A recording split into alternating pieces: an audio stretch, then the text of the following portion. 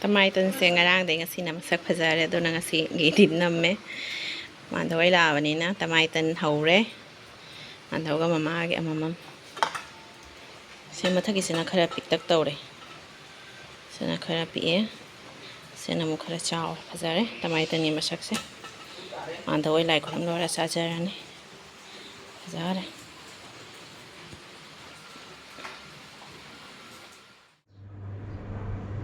Amaga mandawana pubirakpa phidini hauji listen dana loi yengdone sumaina feeling manungda tawraga seladi adum yai ko phajai white se aionda paksabra myam haibiro dagi asina innabani one ply gi innaba matik tuneba machu se phajadra yo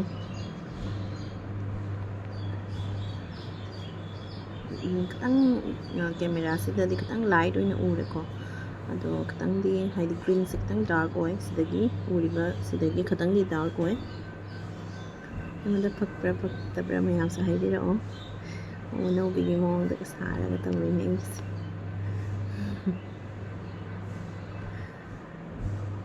diki silora ga hoje ama mulila ani dumunim hinasi ऐसे smile hall तो बस अंत तौजद्रे हंदकी सिना हान बोइदोइन असिगी पुरिसिना किथेल the फमिबा इमाई दोन सिंगदो अखोई subscriber अमा थिनेन हाइरे अदुना अहिना थोनबिरकपनी साकला हो हाइबे यादे न हाइबा माना अदो असेसु मचु सिसु खनबिरकपनी चटमिनाबा इमा बोगोइना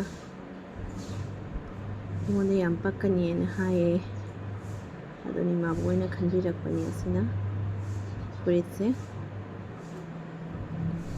spina black dot white dot तो वसे मुक्त बहुत लिचद्री ऐसे को ब्लैक तो व्हाइट ना डॉट तो वसे फसे अदुम याय मतिक से असिगसु इनबा अदुम याय पमजरे असिसु किसेना केनोने पॉलिस्टर अनौब थोपदो पॉलिस्टर सूट तो अदुनी से मचु से ममाना अनते हाइबदी अखोई होमकी पुबिरक होमकी पुरपदुदा से मचुसना इंगोदा ताहौरे अदा व्हाइट कमु इल्लगा येंगसिसदा ब्लैक कमु येंगरे व्हाइट फुरिसिगा मोइना मु येंगा व्हाइट सिगा मु चानागद्रा ने येंगमनि व्हाइट सिगा सु याम फजरीने व्हाइट सिगा नमु हेना nganthokpadam tawre colors से मैम इंगोदा पकरा पक्तबरा हाइबिरामु मैम लोइना फजे ममाना पुरक मानहोंगा ममागना पुबिरकपसे लोइना फजे लोइना पामजरे इंगोदा फजे फजदे पे ई पक्ते सु मैमना हाइबिरामो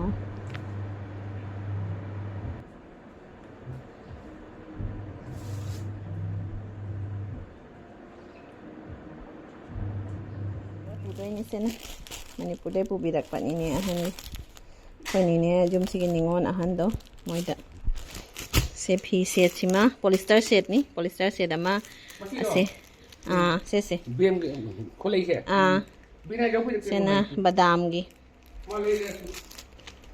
अदगी नुसुक खरागा अंदौ से फजारे फोटो हम त नमगे पुन्ना लेमिनौने हां ताखै होय मारे खान नते हैना आजि इबानी कन भांना ना कोइरी जनपी अहनगी मयुंदा मागी पोस्ट लेई जनपी अहनगी मयुंदा माई लेरा पोसे चिनी नाउ खिल्ले फजा फोटो हम त नम होगी पुन्ना सातिया मंगा नक्सनो नुंसाजु याम साई सिगा लापदे हुमांग पुंगलुक लुकरे इसासे आददी इंगी नत्रा आदनाने नुंसा का थो हुमांग का थो अमोय हुमांग थोकते ओलांदी दुं खरा ओलांग चाबन मा हाउलिबा इसामाजे सेंगमना जांग लाई अदो नंगोरो ngौ लाए ममा मानदौ गानी बा दने हुमांग ने इरु थोकरे अखोय खांग वारे वा अंका मुचालानी हना मुक्ति अखोय लोइना चला लोरे पुन्ना सा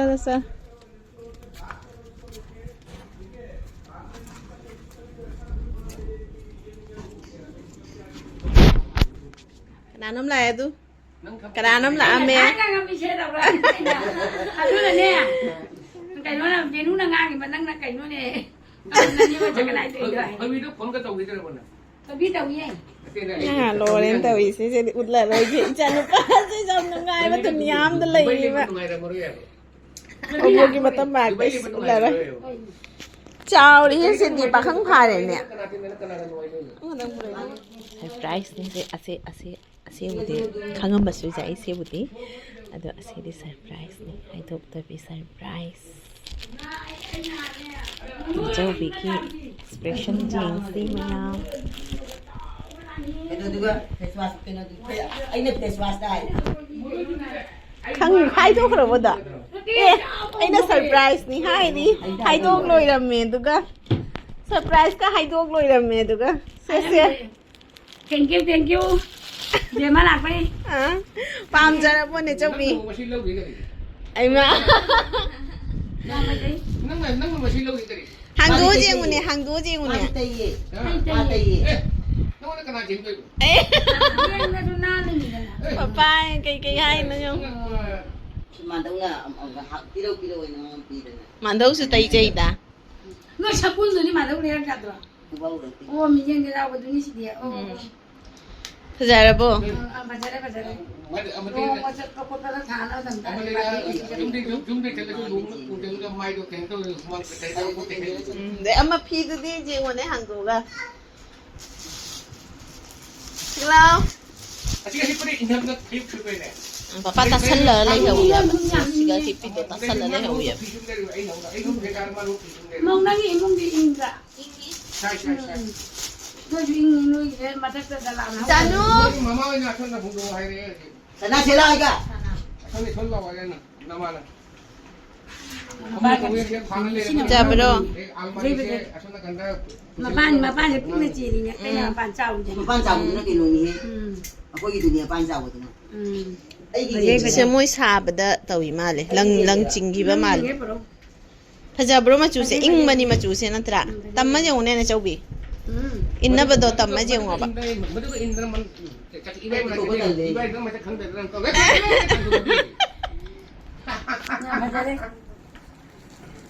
พะใจเนี่ยนกไทยเนี่ยพะจันน่ะนกเธอได้ยังเนี่ยนี่เจ้าบีจะเคยตาวนานี่เนี่ยไอ้นี่เจ้าบีกี้มาจีนน่ะตระ Nati manini.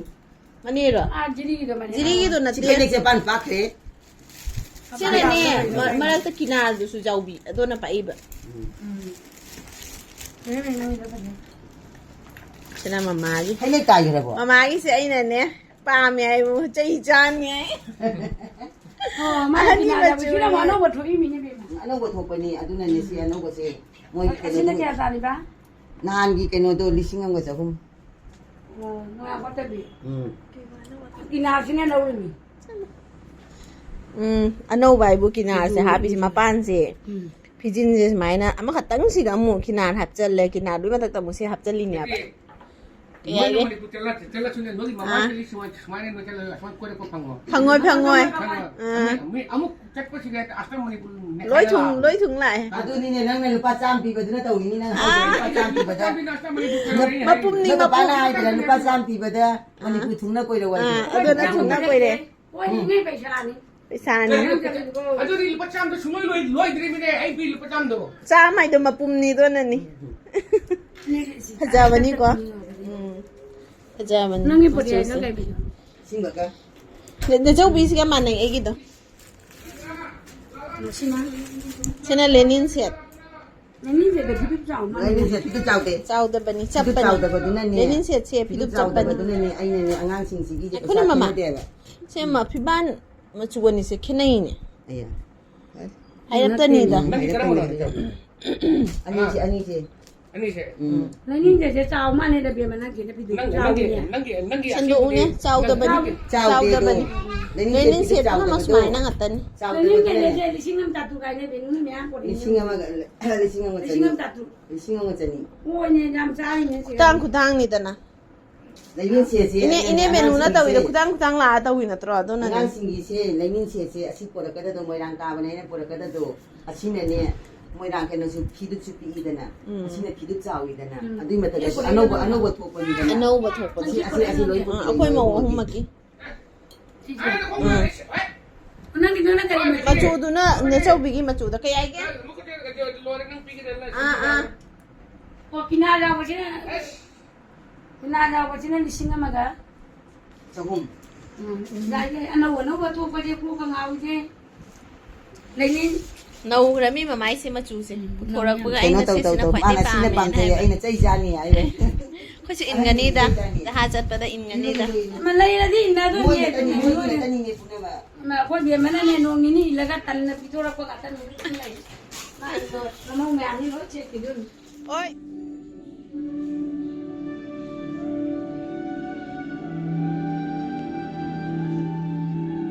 Malakpadagi.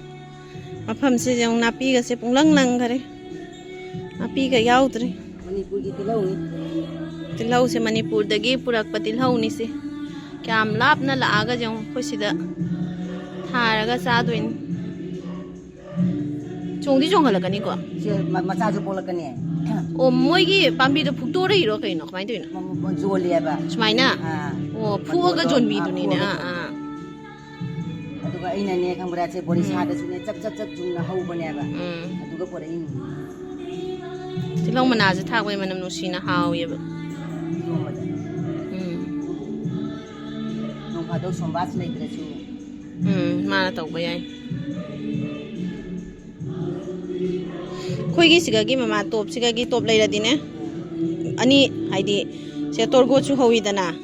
Torgo chu howiras ni ganda so amama lauthong na ba. Aina khali ba se mapan jiga khamchi rai ba se. Jai Jai do huigi kijabai wani. Sigale su hawa mata. Mapan jiga thamba tara dinge. Sona kangi son thame dana. Mane ayambane sigala aga di khotte. Dari mapan sini yam kholisi. Adoi dinge sona kan den asi ye sendo ko khodo nuai dana. Nungai Yen sini atai si mayam lai ne sona su mutang tha su ase leibasina ne nungai te changba. Changba nuai. Nungai te ba. Adoi dinge hai. Ase leisisu thadoktoini. Top lei tabai tawini. Mathaki du su loin thadoktoini jadre. Lama bu tu. Aduga hangane ba mana ne to ko ni dibi mapuna sembane. Adoi di. O leibak ta jawba. Ko se kalli dana. Kalli. Pos law de. Namine. Fito hamara ko fazai na chana khare ngasi like for ma selit kan. Aina kudu da jayang kanu lipstick. Ai bi khande ne mau singi ne chan pi singi ta khanba.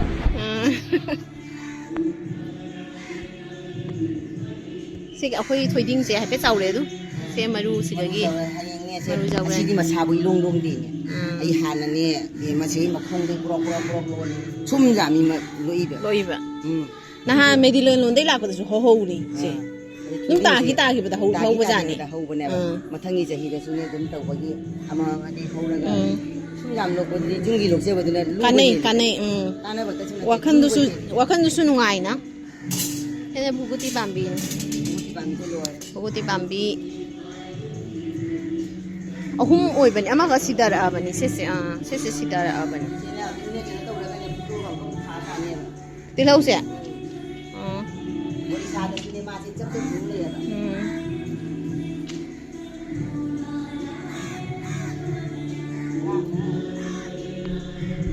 Lai hin ja thadokadaba jam lairida top laidana thadokdana laire.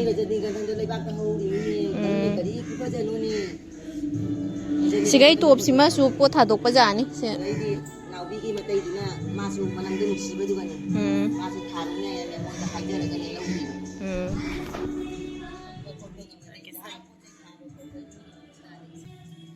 Lipstick se tai dana de. Tai thok tana tai rak pase ganam tawi jeng ma tai sai thom ta bo. Amana pura po puri to lin leng asidi lai khurambada asidagi haure boini hai gadra boini haure ai toira nate asidi ni thoka bani din su phai asin thoka no me lipstick se yaune tai thok ta tai be sai thon da bo hina te jeng wada nane jodi na ma harau ne ma gi kano to pi ba ai mai nai khana le je powder tu ni ma pam jai se powder to pam jai ya ba